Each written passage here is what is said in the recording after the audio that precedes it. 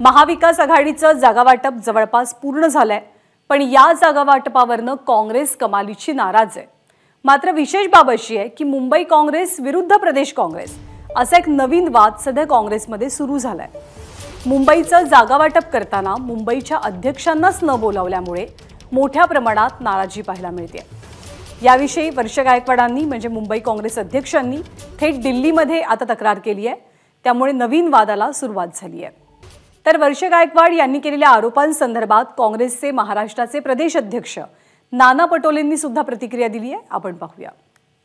आम्ही सगळे लढलो, वर्ष गायकवाडी सुद्धा मीटिंग मध्ये राहायची। आता हे सगळं आगलावाचं जे काम चाललेलं आहे मीडियाच्या माध्यमातून, भाजपला मुद्दे राहिले नाहीत, भाजप जनतेसमोर मुद्दे घेऊन जाऊ शकत नाही, म्हणून या पद्धतीचा मीडियाच्या माध्यमातून एकमेकांबद्दलचा गैरसमज करणं सुरू आहे। त्याच्यामुळे मी त्याच्यावर फार वक्तव्य करणार नाही। आणि वर्षा गायकवाड आमच्या मुंबईच्या अध्यक्ष आहेत, त्या प्रमुख आहेत, तेही मुंबईमध्ये त्यांनी पण मोठी लढाई लढलेली आहे, ते मीटिंगमध्ये राहायच्यात।